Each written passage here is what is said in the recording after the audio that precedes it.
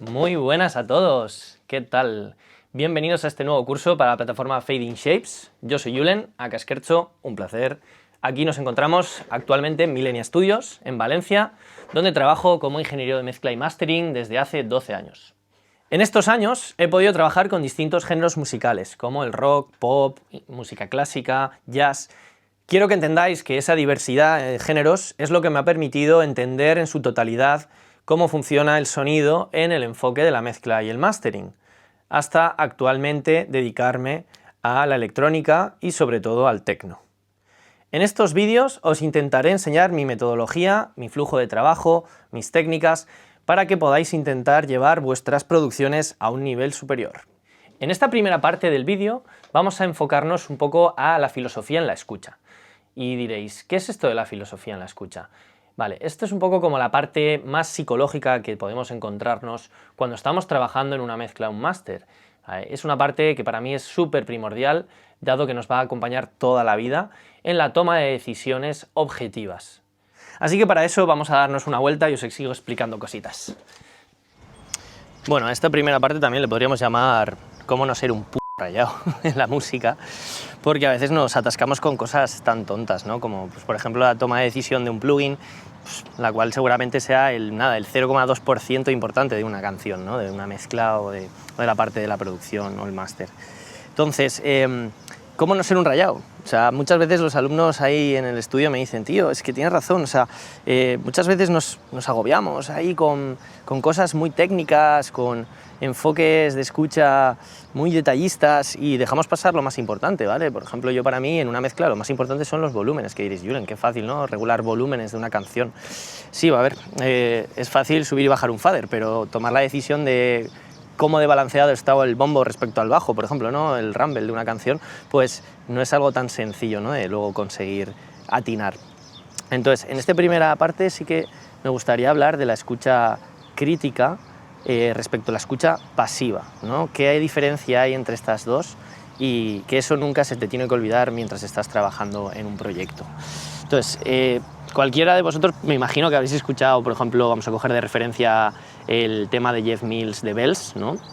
Todos os habrá venido, en cuanto yo he dicho eso, a la mente la melodía de las campanas, ¿no? Del tema de Bells, pero ¿de verdad hemos estado analizando al detalle cómo suena el bombo respecto a la melodía, por ejemplo, a nivel de volumen, o los hi-hats, cómo desaturados están, ¿no? ¿Qué tipo de balance de volumen, o de compresión, o de saturación, o de ecualización, cualquier tipo de parte técnica tiene esa canción? Claro, esto que estoy hablando sería la parte de la escucha crítica, ¿no? En la cual hay que perder mucho tiempo, hay que entrenarla durante muchos años para poder no perder el foco de la objetividad, ¿no? Esto es, de la parte más compleja que pueda haber en la música, que es esa parte objetiva versus subjetiva, ¿no? Al otro lado estaría la parte de la escucha pasiva. Claro, la escucha pasiva sería, por ejemplo, pues cuando tú estás en un club escuchando una sesión, ¿no? De un DJ y de repente pone un tema que nunca antes has escuchado y dices, hostia, qué guapo el low end de este tema, o qué sensación, ¿no? me ha creado y me encanta, ¿no? Entonces, claro, esa escucha pasiva no estás analizando al detalle todas las capas que hay en esa canción, ¿no? Estás simplemente escuchándola como un oyente más y sintiendo la música, ¿no? Eso tampoco hay que olvidarlo, que cuando estemos trabajando en el estudio muchas veces nos atascamos, ¿no? Con procesos muy técnicos y se nos escapa que a veces hay que abrir un poco el foco de la escucha y tener esa escucha pasiva. Entonces, ¿qué mejor que venir a la calle, que es donde yo suelo usar esa escucha pasiva, ¿vale? En este caso con mis in-ears, en los cuales llevo muchos años escuchando música. Y claro, cuando yo termino una mezcla, un mastering, lo primero que hago es irme a caminar por la calle, ponerme los in-ears y comprobar, ¿no? Como un oyente más, intentando no analizar cada una de las capas sobre las que yo he trabajado en esa canción, analizar cómo me llena esa canción, ¿no? Qué sensación me transmite. Por otro lado tendríamos la memoria aural. ¿Qué coño es esto de la memoria aural? Vale, la memoria aural sería un poco como la capacidad que tiene tu cerebro de retener la escucha activa en un momento concreto, ¿vale? Vamos a decirlo, vamos a poner dos ejemplos. Por un lado tenemos la memoria aural a largo plazo. Esto sería como decir, cuando comparamos las diferencias que hay entre la primera canción y la segunda canción de un álbum, ¿vale? A nivel de cualquier tipo de técnica, balance tonal, dinámica, campo estéreo. Esto es, las diferencias más generalizadas que hay entre cada una de las canciones. Por otro lado, tenemos la memoria oral a corto plazo, que esa es la que hoy venimos a entrenar. La memoria oral a corto plazo es las pequeñas diferencias a la hora de comparar un plugin activo versus un plugin desactivado, o por ejemplo a la hora de comparar la premezcla versus la mezcla del primer día.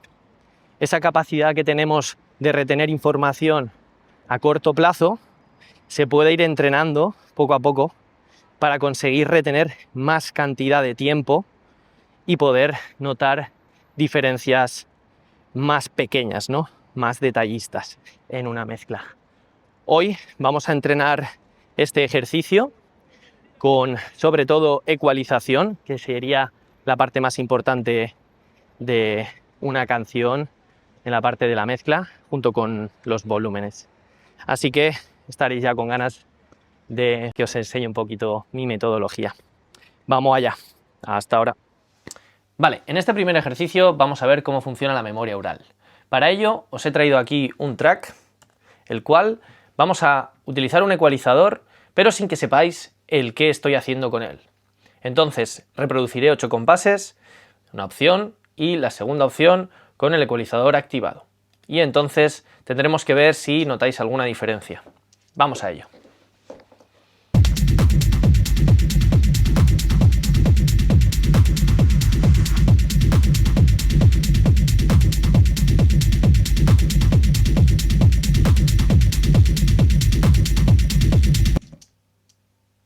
Opción 2.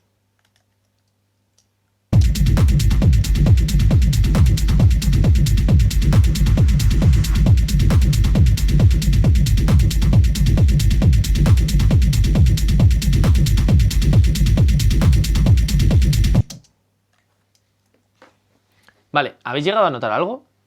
¿Pensáis que sí? ¿Estáis dudando? Bueno, a ver, puede que algunos penséis que lo que he hecho es algo demasiado pequeño, una diferencia demasiado pequeña como para poder apreciarla de verdad. Igual tu oído todavía no está lo suficientemente entrenado para poder, en esta capacidad de tiempo, de duración, retener esa información de ese cambio que yo he hecho con la ecualización. Entonces, para ello vamos a volver a hacer el mismo ejercicio, pero con una duración de 2 compases, ¿vale? Así que cada 2 compases activaré y desactivaré el plugin para que ahora podáis notar la diferencia de manera más clara. Opción 1.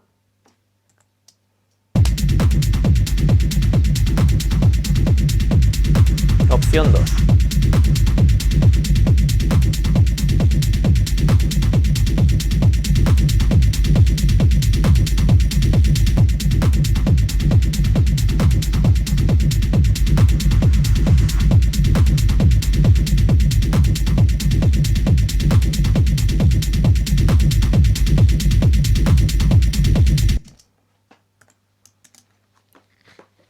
¿Qué me decís? Más fácil ahora, ¿verdad? Pues esto es un poco de lo que estaba hablando. La memoria oral a corto plazo hay que entrenarla. Al principio es mucho más fácil poder notar una diferencia en duraciones de tiempo más pequeñas. Cuanto más entrenes esto, podrás retener más tiempo y entonces poder hacer comparaciones más generalizadas de una canción. Vale, vamos a ver qué es lo que estaba haciendo con el plugin para que veáis que no os estaba engañando. En este caso, lo que teníamos era una ecualización shelving en frecuencias graves de 120 Hz hacia abajo con una ganancia de más 1,85. Ahora que lo estamos viendo, vamos a volver a escucharlo.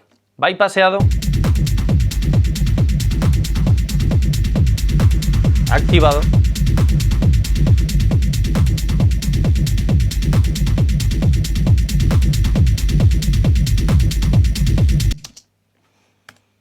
¿Qué me decís? ¿Llegáis a notar ahora la diferencia? Bueno, vamos con el segundo ejercicio. En este ejemplo os he preparado una ecualización de frecuencias agudas.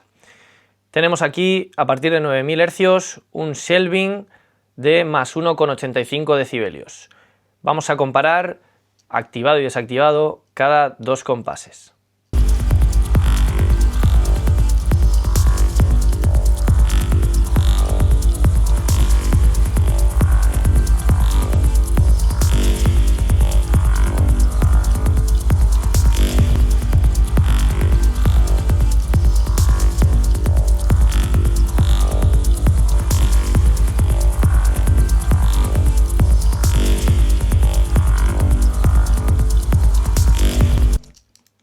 Suena mejor activado, ¿verdad? Tiene un poquito más de definición, los hi-hats, como más presencia. Pues en este caso os he engañado, porque cuando estábamos comparando no estaba el plugin activado. En realidad, lo que estábamos viendo era de otra pista. Fijaros, el plugin estaba insertado en la pista que está desactivada. En realidad, la pista que estábamos escuchando no tenía nada insertado. ¿Y esto qué significa? Pues que tus ojos han prevalecido por encima de tu oído. Y esto es algo que nos pasa siempre que estamos mezclando y masterizando. Es algo que tenemos que entrenar día a día para que nos pase cada vez menos, dado que como estamos trabajando todo el día con pantallas, pues es algo normal. Entonces, como ejercicio os diría, algo que hago yo siempre, es que cuando vaya a tomar una decisión importante, como por ejemplo activar y desactivar un plugin para comparar o comparar entre la mezcla y la premezcla del día anterior, cerraría los ojos y así no tengo claro cuál es cuál, qué versión es la que estoy escuchando y así puedo tomar una decisión objetiva y clara al 100% poniendo el foco solo en la escucha. Vale, vamos con el último ejercicio. En este ejemplo vamos a comparar dos versiones de una tercera canción, en las cuales a ciegas no sabréis cuándo el ecualizador está activado y cuándo está desactivado, ¿vale? Nada, simplemente juzgar a ver cuál de las dos versiones es la que más os convence. Opción 1.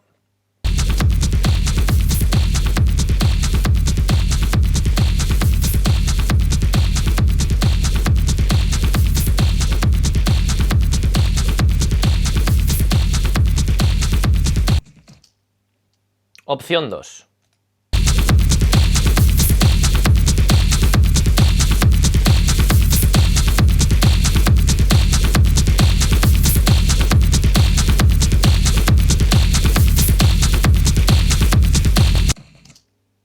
Vale, la segunda opción es mejor, ¿verdad? Tiene como más definición, se escuchan mejor los hi-hats, un poquito, tiene más presencia, ¿verdad? Bueno, vamos a probar una tercera versión. A ver qué opináis sobre la tercera versión versus la versión 1, ¿vale? Así que compararemos ahora mismo la versión 1 versus la versión 3. Versión 1. Versión 2.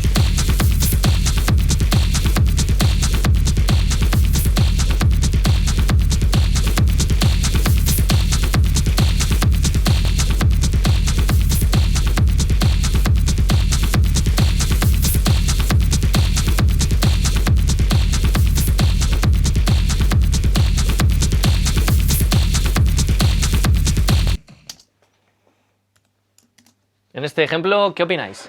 La versión 3 no suena tan bien, ¿verdad? Es como si le faltaran frecuencias graves, un poquito más de cuerpo, ¿no? Un poco más de peso ahí en la zona del bombo. Bueno, vamos a ver qué es lo que estaba haciendo, cuáles eran esas tres versiones. Vale, la versión 1, en este caso, era la versión sin ecualizar, que es la que nos gustaba ya desde un principio, ¿vale? Esto es la versión, vamos a decir, que más ha optado el cliente en el caso de este mastering. En cambio, la versión 2 era una versión con la ecualización activada, pero mucho más alto de lo que tocaba. De manera que la opción 2, que en principio nos gustaba más, con más definición, no es válida, dado que es una versión peor a nivel de ecualización, pero al estar más alta, pues nos daba la sensación que nos gustaba más. Y la tercera opción, ¿qué pasaba con la tercera opción? La tercera opción era igual que la opción 2, pero con el volumen compensado aquí en la ganancia de salida del ecualizador. Moraleja de la historia, ¿qué significa? Pues que Nunca nos podemos engañar con los volúmenes. Tenemos que tener muy claro a la hora de comparar algún tipo de proceso, cualquier tipo de proceso, compresión, ecualización, saturación, que el volumen de comparación siempre tiene que ser el mismo cuando el plugin está activado y cuando el plugin está desactivado. Y para ello nos guiaremos, como acabo de decir, por el volumen de promedio. Bueno, pues todo esto que acabamos de hablar es para mí lo más primordial en entrenar. Esta parte, vamos a decir, como filosófica dentro de la escucha o la parte de la psicología, es algo que durante toda tu vida vas a seguir entrenándola. Así que espero que os haya servido para que podáis focalizar mejor la escucha y que podáis tomar las decisiones de manera más objetiva.